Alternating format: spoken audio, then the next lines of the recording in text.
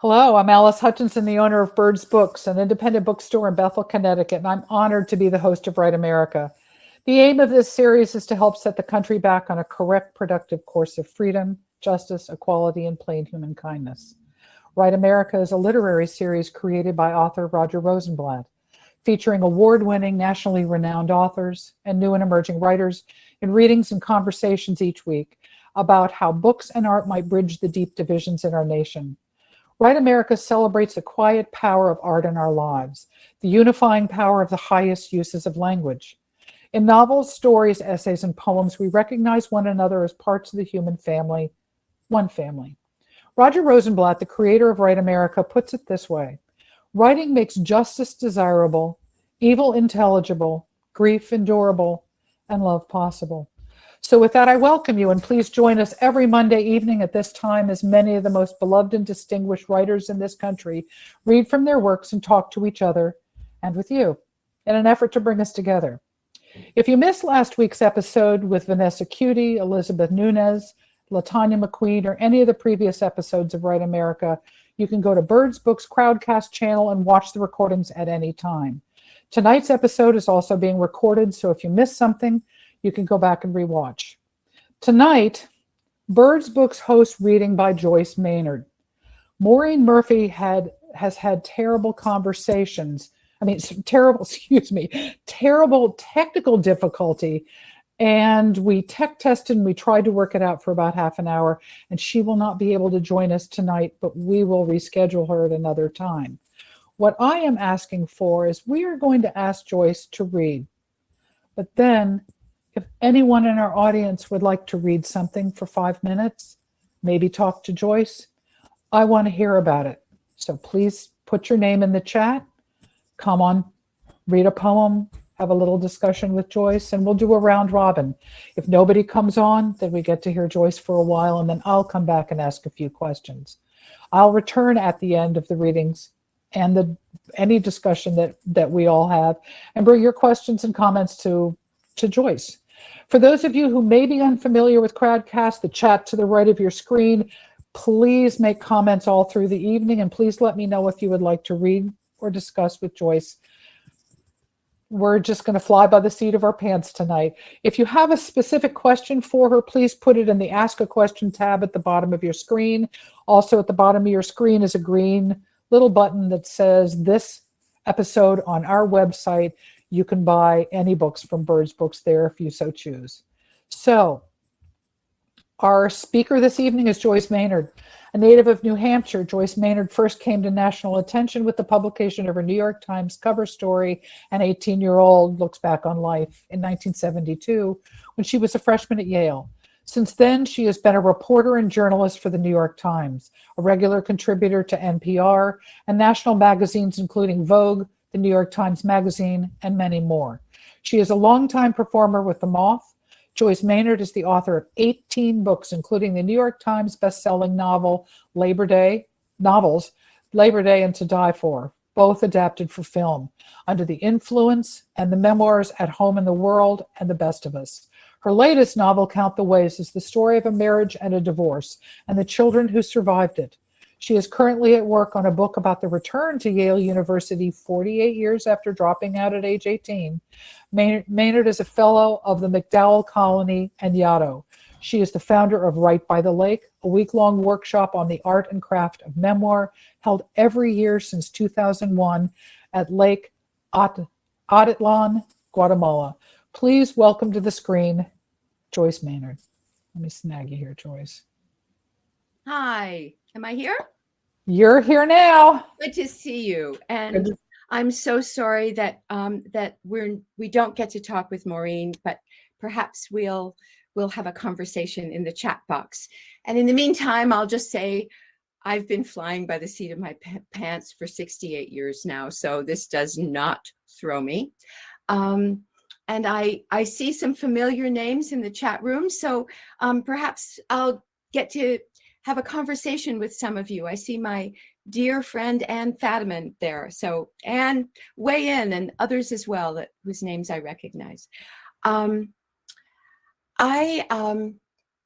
have a novel just out just issued in paperback, but I'm actually not going to read from that tonight. I wanted to read a short chapter from the book that preceded it, a memoir called The Best of Us, that deals with finding and then very swiftly losing my good second husband, my husband, Jim, to pancreatic cancer. It's not a book about pancreatic cancer, and it's actually not a book about death, although loss is a central aspect of the story.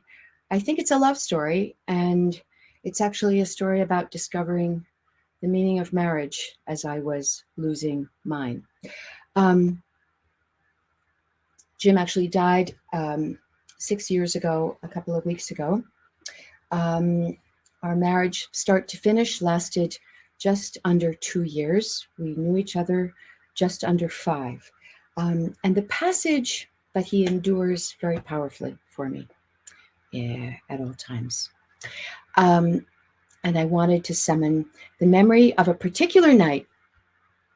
So it's 2016, June of 2016. And Jim has been, I won't say struggling, but he has been valiantly persevering in the face of excruciating pain. He's at the point that this story opens, he's probably down to about 100 pounds. And we go to hear Bob Dylan.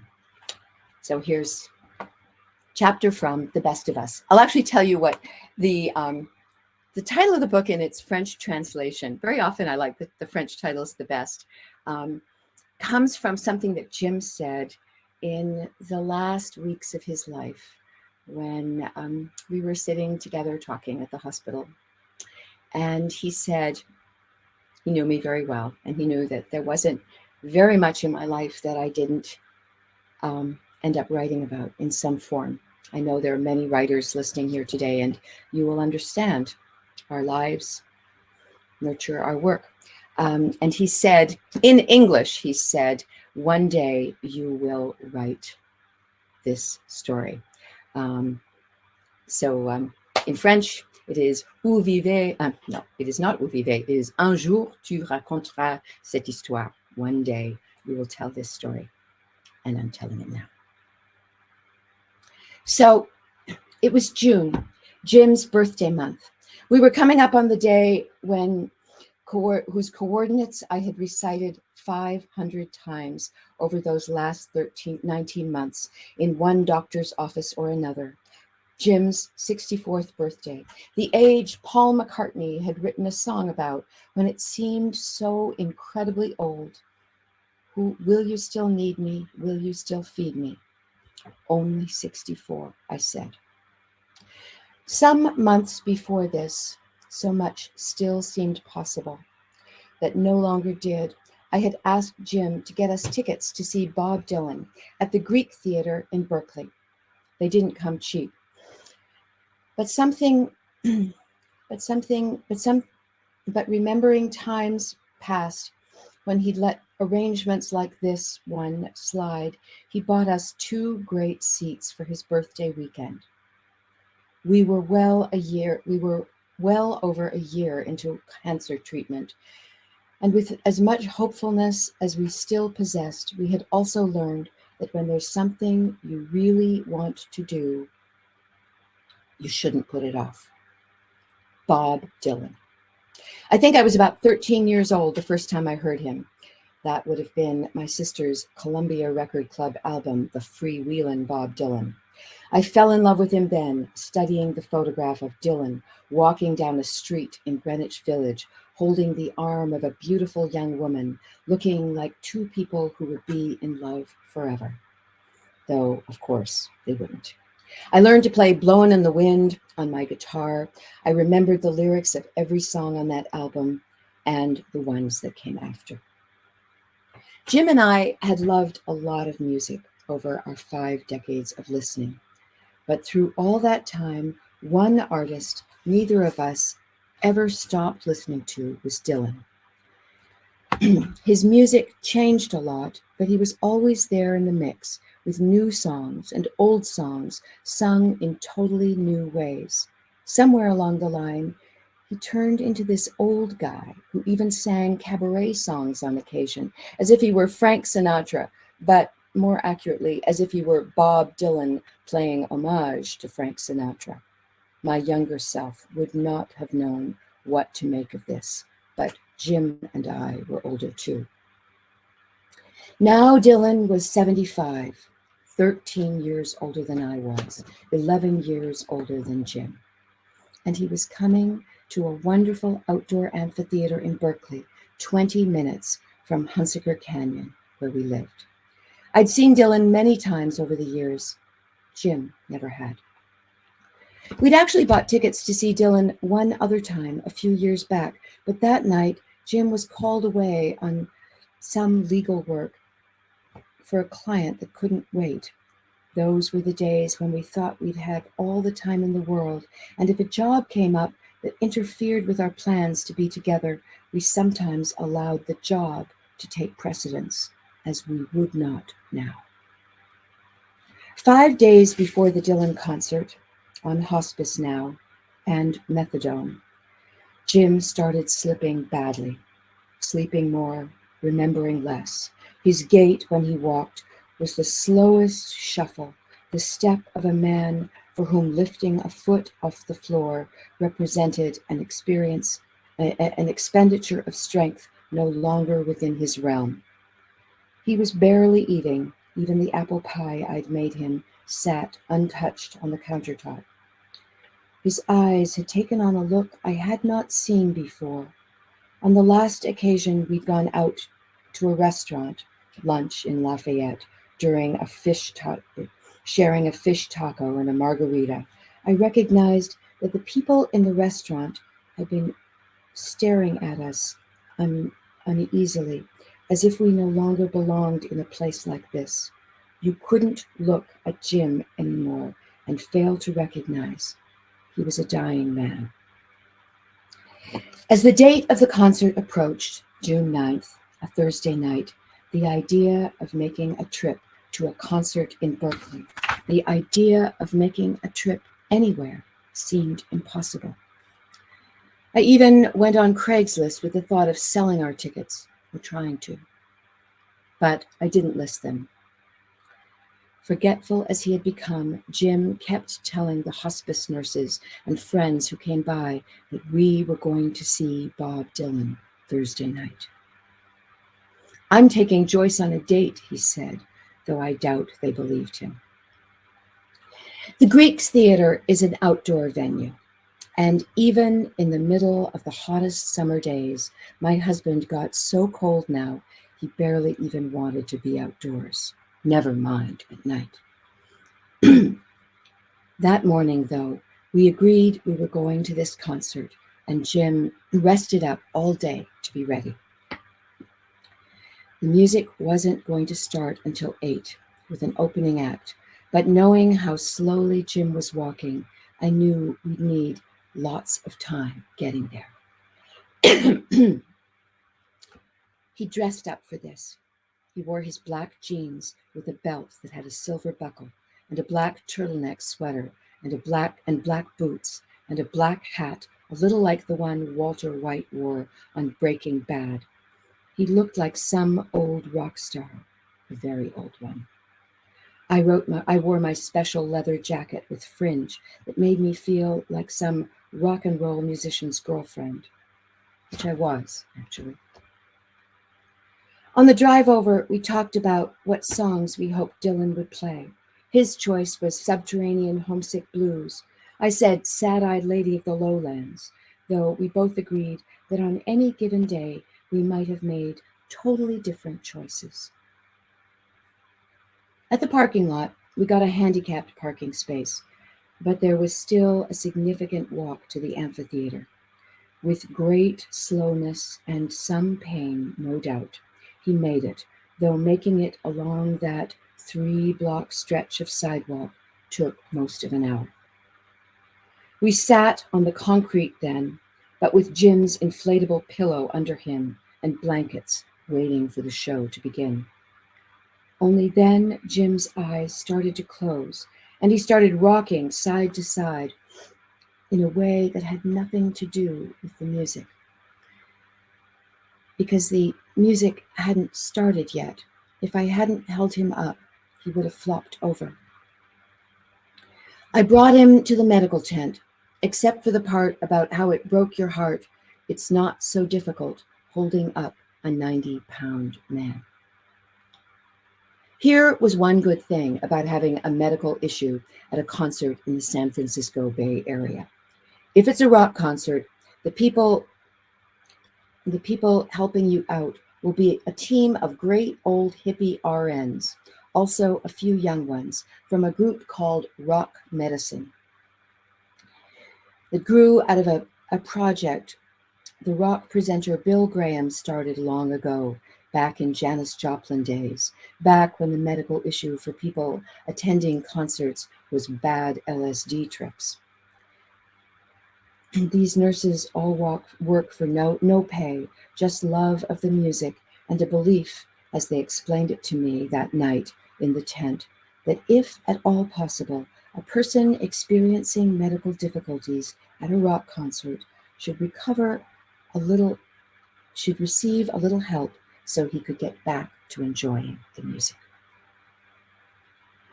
Regular hospital nurses, looking at Jim as he was that moment, would have told me I'd been crazy to bring him here in the first place and instructed me to get him home right now. But the rock medicine nurses were there because they loved music and they believed in the medicinal effects of rock and roll. They had no problems with letting Jim lie on a cot for an hour or so. There were no drugs to help him at this point, but I asked if anyone had a banana, and one was delivered to us, potassium. By this point, the opening act was underway. It was Mavis Staples, another old-timer. From where Jim lay in the tent and I on the floor beside him, I could hear her belting out her songs from the stage while the nurses talked about recent shows they'd seen and others that were coming up. Stevie Winwood, Bonnie Raitt, Joan Baez. One time, Jim opened his eyes and seemed to come to for a moment. Bob Dylan, he asked me, sounding even more baffled than the baffled state he inhabited most of the time now. Mavis Staples sounded nothing like Bob Dylan, of course, and even in his confused state, Jim knew that much. He lay there for close to an hour while Mavis performed. As at one point, he took a bite of the banana. A few times, I had to put my ear to his chest to make sure he was still breathing. And then he opened his eyes and said he wanted to see the show. Let's do it, the nurses told us. We brought him back out into the amphitheater in a wheelchair, which meant they put us in a really good spot, reserved for the handicapped, and I wrapped him up in all four of our blankets. His head was mostly flopped over, so all you saw of him was his hat sticking out from all the blankets in the wheelchair. It was dark now, and the moon was out, a crescent. The lights on the stage came on.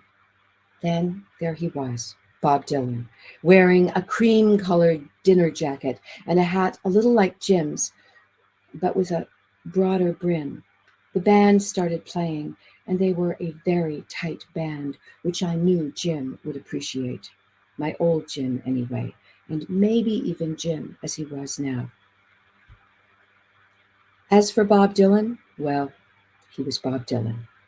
Nobody else is like him, though I also reflected there was no other fan in the entire amphitheater like the one sitting next to me in that wheelchair. It was late, and normally we'd be in bed asleep by this hour, and the night was cool, even for me. When I asked Jim if he would like to go home, he said no in a way that almost sounded angry, but really he was just being firm. My husband wanted to see Bob Dylan, and he wanted to do this with me, and not just for 3 songs either. About 20 minutes into the show, Bob Dylan started playing Tangled Up in Blue, and Jim said, "I want to stand up." So I helped him up, and he held on to the railing. His eyes were looking wild, but also focused, that look I had been seeing occasionally at this point, as if he were beholding something totally different from the rest of us. He also looked up at the sky a lot, the moon. Sitting there beside him in the handicapped section, with my hand on his shoulder, I considered the possibility that Jim might die at this Bob Dylan concert. There would have been worse ways to go. I kept asking if he wanted to go home, but he was adamant he did not. So, careful as I always was now, I wrapped myself around him, and not with just my arms, but my whole body, and whispered in his ear from time to time. We stayed that way the whole show. The rock medicine nurse, Pam, checked up on us every few minutes and brought me coffee. I had been worried about how I'd ever get Jim back to the parking garage, but Pam and another one of the nurses would help me out. The plan was to let me know when it was the second to last song. When Dylan started playing that one, the 2 nurses lifted Jim and his chair up to the last ramp and wheeled us through the crowd. Still wrapped in the blankets with his black hat on, Jim stared straight ahead, as if this was some other planet he was visiting, but only temporarily. We had to go down a very steep hill, which is hard with a wheelchair. If the nurse pushing the wheelchair had lost contact, Jim would have crashed right into Bob Dylan's bus, a picture that came to me at this moment, in which I imagined Bob Dylan himself in the bus, looking out at us with an air of surprise, though in fact he was still on stage. But this nurse was a very large and strong man, so I knew we were in no danger of that happening. We wheeled Jim all the way to the parking garage, which was a long way, and the strongest nurse lifted him into the car. And as the strongest nurse lifted him into the car, the last strains of Blowin' in the Wind carried all the way to our parking spot. For a moment there, I considered whether these good people, the hippie nurses, would think less of us when they saw that our car was a fancy BMW, but they weren't the type to judge. Jim said nothing through all of this until right at the moment we reached our car. Then he looked up at me and said in a whisper, "Did you have a good time, baby?" The best. After that, no more words. The driving back to Hunsaker Canyon took half an hour. I knew it would be very hard when we got home, and it was. I could have called hospice to help us, and they would have come, but I didn't want that. I wanted it to be just the 2 of us that night. By this time, it was midnight, and I think it probably took me 45 minutes to get Jim out of the car and into the house, and another 45 minutes up the stairs to bed. Then I helped him out of his Bob Dylan jeans and the silver buckle belt and set his hat on the stair railing.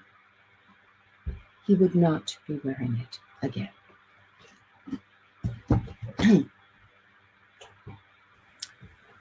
And that's the best of us. Thank you so much, Joyce. Did you want to read additional material, or No, do you want to? I would love to. I think the thing that's in particularly short supply these days is conversation, human connection. So I'm going to trust that somebody out there might have something to say, and we can talk about it. Awesome. Well, we do have some questions while they pony up. Wonderful. So let's start. And I love that the first question comes from Maureen Murphy Oh, because I miss having her so much on this show. So thank you, Maureen, for the question.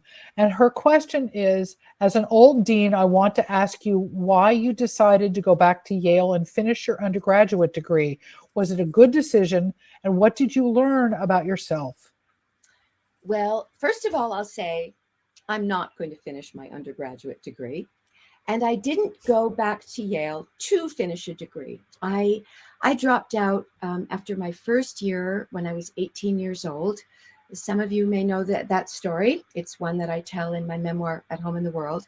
And I really never intended I never pictured myself going back to college. I was putting 3 children through college, and it seemed a distant prospect. In my very long, more than 50-year career as a writer, nobody has asked for my degree, so it was my diploma. So I wasn't really looking for the degree. But I'll tell you a story actually that's particularly appropriate because my friend Ann Fadiman is here. My memoir, At Home in the World, which tells the story of those young days, and it was at one point a very controversial and, in fact, I'll say condemned memoir, because I presumed to tell the story of my relationship at 18 with a 53-year-old man who had written me many letters in response to my writing, and that was J.D. Salinger.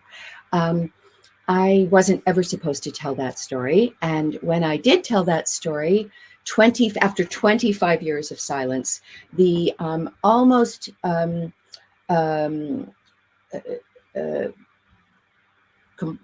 the response of virtually the entire literary community and the world of critics was that I had done a terrible thing. I was described as a predator in the pages of the New York Times. This was 1998. Pre-Me Too, but not ancient history. And the book, actually, although it's a book I would never undo, and it's a book I hold dear and am proud of, the book certainly did not enter the canon. And there was one professor in all of the United States. I only know of one professor who has taught that book, and she's with us tonight. And if you're only going to have one professor teach your book, it should be Ann Fadiman. She was teaching it at Smith College, and now she teaches it in her Writing About Oneself course at Yale. And somewhere along the line, about 10 years ago, before my husband's death, actually, but when I was married when Jim was alive, I discovered that Anne was teaching At Home in the World. And I was so excited because I so admired Anne. I wrote to her, and because the book was such a condemned book in so many quarters, and hadn't really found its audience when it first came out. Then I wrote to Anne and said, if you'd ever like me to come visit your class at Yale, I lived 3,000 miles away, but I didn't care. I said, if you ever would like me to visit your class, I would be there. And that began an annual tradition of visiting Ann Fadiman's Writing About Oneself class. And the first time I met Anne, we're exactly the same age, but our lives and trajectories have been quite different. She looked at me somewhat sternly, although she's not at all a stern person. And she said, you have unfinished business at Yale. By which she meant go back to school. And I just laughed. It seemed such an unimaginable thing to pull off.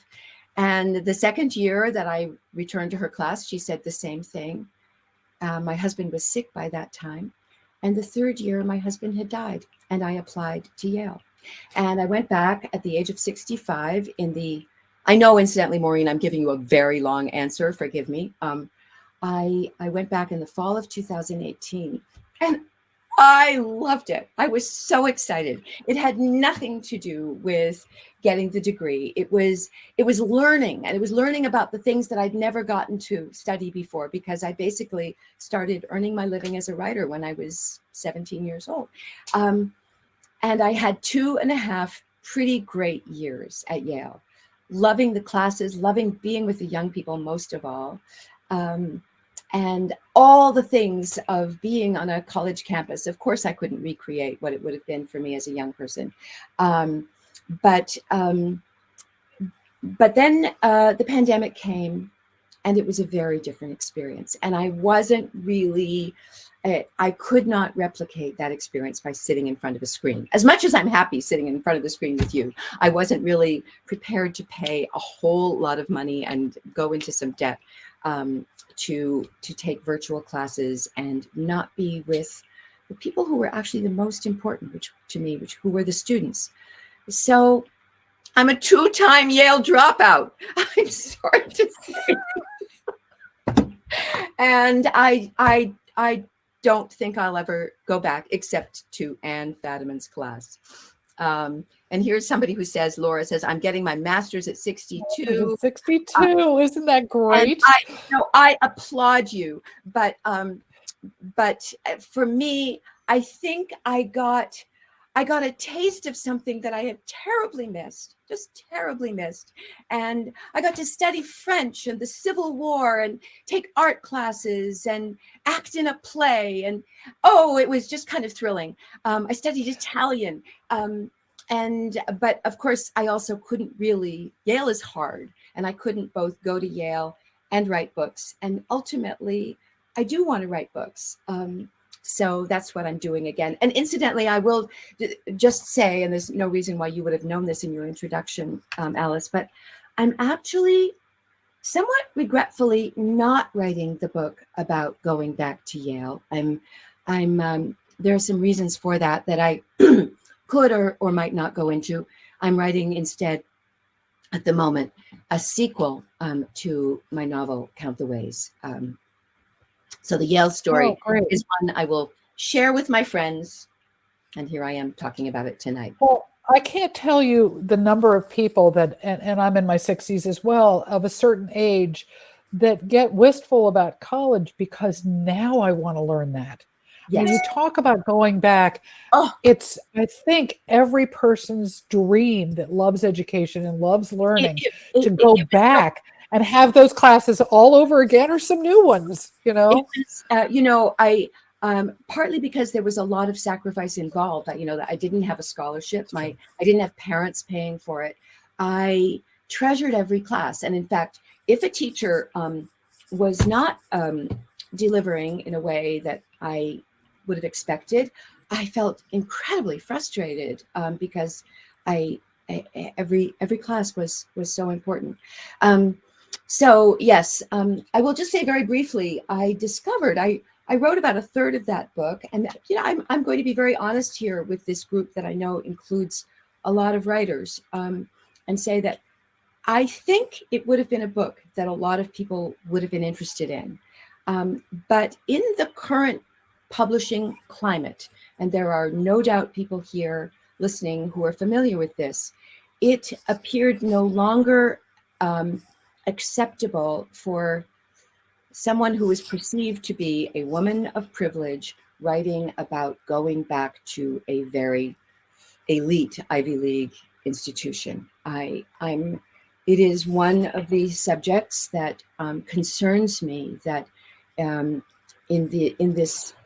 these times we live in, when way overdue corrections have been made and are being made to be more inclusive of the kinds of stories that we did not hear before.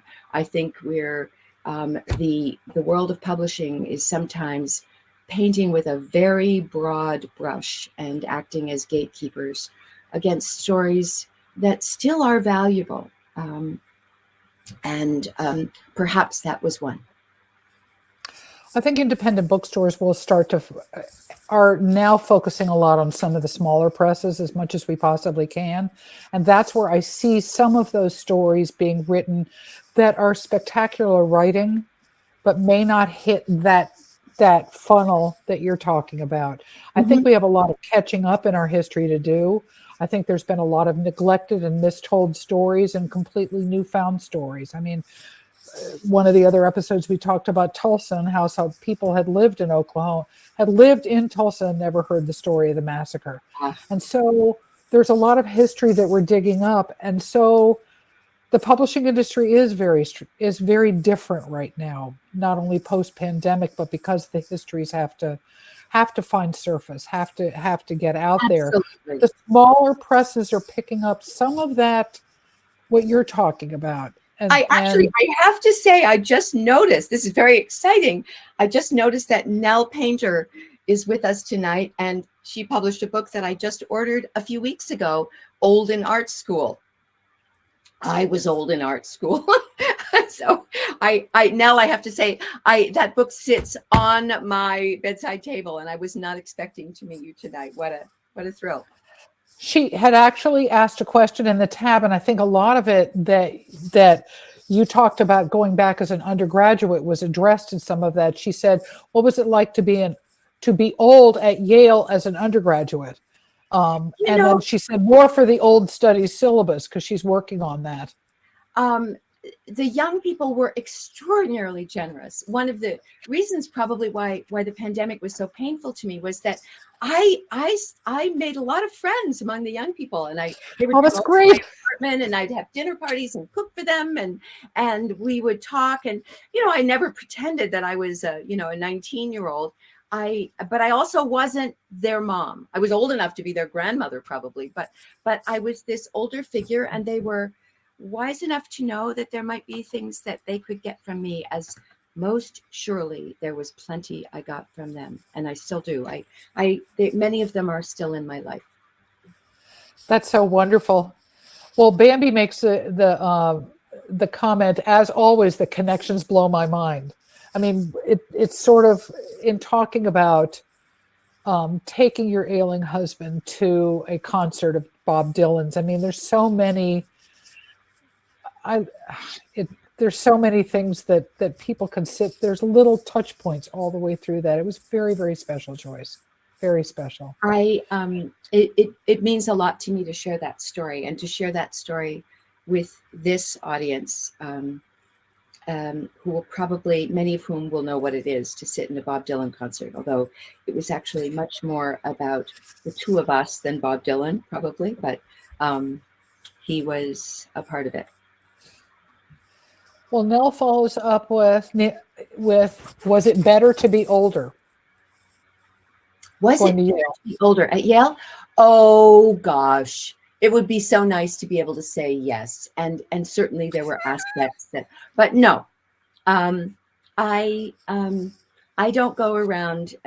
Regret does not seem a particularly productive state of emotional state. So I don't linger there, but were I to engage in it, that would be top of the list of my regrets, or close to it. That I did not give myself that time to quietly develop as a writer and as a human being. I began publishing very, very young, and really before that New York Times piece that is often spoken of as the beginning of my career, which was 50 years ago this year, but I was actually publishing my work even younger than that. And the cost of that is that you develop in a very public way. And I missed the opportunity to sort of to fail, among other things. I couldn't afford to fail. I had to do things that, among other things, that would be published, that would work, that would support me, that would support my family, that would support my children. I had children very young. So it was only much later that I was able to sort of step back and take joy in this work that I've been fortunate enough to do virtually all my life. There aren't too many people still living who were publishing books in 1973. My friend Joyce Carol Oates is one, but well, it speaks to your talent, my dear. I mean, really, to be published that young, it does speak to how beautiful your books are. So really, I'll tell you who it speaks to. My mother. I was raised in a boot camp of writing.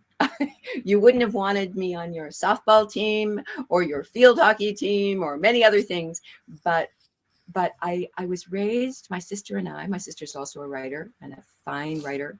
I will freely and humbly say my sister is the best writer in our family. We were raised by two parents who revered language. and in a fashion that doesn't often occur anymore. I think Anne got it, and it's one of the things that bonds us. But we were raised with literature and the rhythms of poetry all around us, and that was my writer's education, and it was the only education I got for many years because, as I said, I got very little schooling. Well, it's clearly it's very, very special. I do have some book related questions for you. What advice would you give someone working on their first book? What advice do you have? Okay, I just finished teaching a 3-day writing workshop here at my home. I'm in New Hampshire, incidentally, which is where I spend the summers. And those are not real antlers; they are resin. I just wanted to say that too. Someone was going to notice. One of the things that I do when I teach is I don't talk about publishing.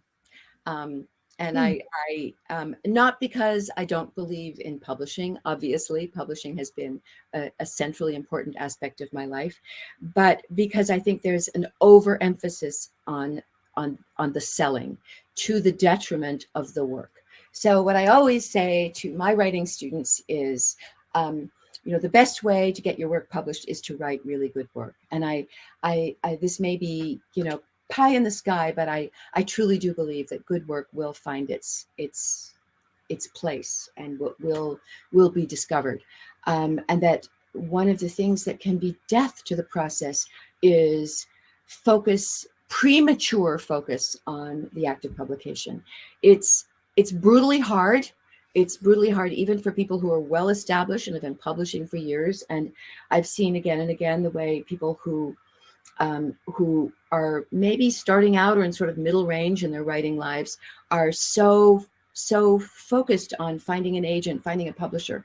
And, once you do that, you forfeit this beautiful time of the work, of immersion in the work. So obviously that's not a complete answer. And there's so much more that I could say. It actually is a complete answer, because on this end of it, I can't tell you the number of people that have walked in with self-published books that have not gone through the editorial process, have not gone through the rewrites, have not gone through the refining process, either because they didn't spend enough time in a classroom or enough time working on the material. Now, that's just that leg of the publishing industry of those people that are focused on I'm not going to spend that kind of time waiting to get my book published, but then they don't have a market for it either.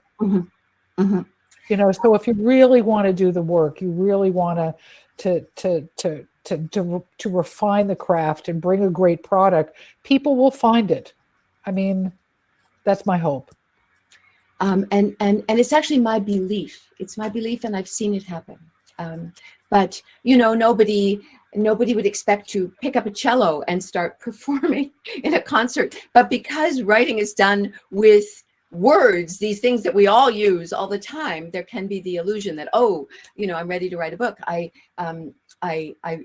taught 12 writers these last 4 days. I just finished yesterday, and there were some really wonderful, talented writers among this group, but they all wanted to write memoirs. And I said, how about one great essay, and begin there. And then when you've done that, write another one. It's not a lesser thing. That's wonderful. What great advice, though. And incidentally, if Roger's listening, one of the things I love to do is to teach essays that I love and talk about what makes them essays that I love. This weekend, I talked about Anne's book, The Wine Lover's Daughter, and I often teach Roger's essay, Making Toast. I love the book. What are you currently reading now, Joyce? When I write, I don't read. And I don't read much. I read poetry, but I find myself, my ear is very imitative, and I don't want to pick up the rhythms of other writers. So I have to sort of cleanse my palate, and I read poetry. And I'll make an odd confession. I don't know why I'm confessing all over the place to this group, but a very interesting thing happened to me when I went back to Yale. And it's one of the reasons why I saw I probably was not really destined to be a college graduate. My very first class, I think, Anne, you know this story. My very first class that I took at Yale or the first semester, I took a French class, a sort of mid-level French class. I love French. I love languages. I was feeling, even though I hadn't studied French for 50 years, I was feeling pretty good about the French. And I took my first exam in 49 years. And I thought, oh, I've aced it. I've got an A or maybe an A minus. And I go up after, the teacher calls me up after class, and she's looking sort of sad and regretful. And she hands me my paper, and it's a D minus. And she says, I'd never gotten a D minus in my life. I couldn't believe it. And the shame and the horror, even at age 65. And she says to me, I'm still stunned by her wisdom and acuity. She said to me, have you ever been tested for learning differences? Well, of course, nobody my age was. They didn't know about them then. But that launched me. The minute she said it, my whole life sort of began to make sense in a new way. And I did manage to avail myself of absolutely the only bargain that I got from my very expensive return to Yale, which was about 8 months of very serious testing, in the course of which I discovered that, in fact, I have massive, massive learning differences. And I read in the 17th percentile. I will just say it now, because I'm actually something of a proselytizer here, because I think there are probably other 68-year-olds, who might have this and never know. And I'd been kind of covering my tracks. Reading a book is a very long,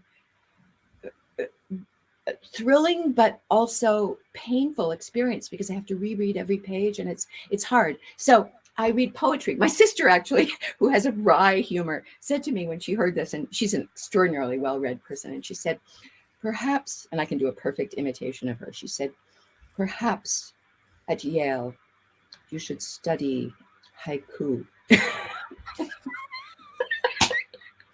So, that's adorable. I love that. I do read, and you'll see there are books all over this house, but I don't know where they are, but there are books, and there's Mel's book on my bedside table, but I read slowly. But that is a question we have asked authors in the past, is when you're writing, do you read other things at the same time? And it's a 50-50 split, it seems to be, from the audience that we've tapped over the last couple of years. So it's interesting to hear everybody's process.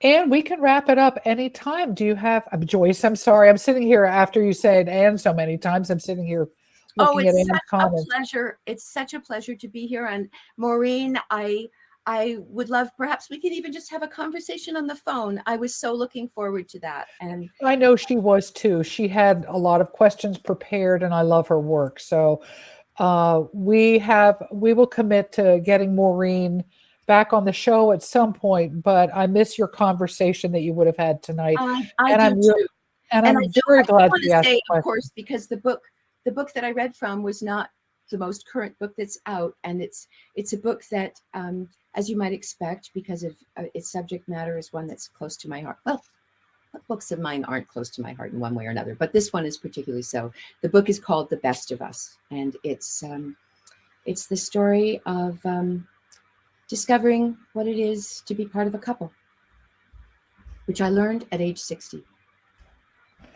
Well, bless your heart. Joyce, what a special evening. Your game, boy, I got to tell you, it was wonderful. We had great discussions. People asked some wonderful questions. I was not at all worried. I was just sad, but I knew that feedback would have been really disturbing for people. Yes, it was a real technical nightmare, and I really apologize to everybody. We did tech test with Maureen, and we're going to solve it and get Maureen back on the show. So thank you. I'm going to wrap it up, and I look forward to seeing you again sometime. Bye-bye. Thanks. I'd love to thank Joyce for participating in Write America this evening, and for her flexibility and sharing her immense talent with all of us.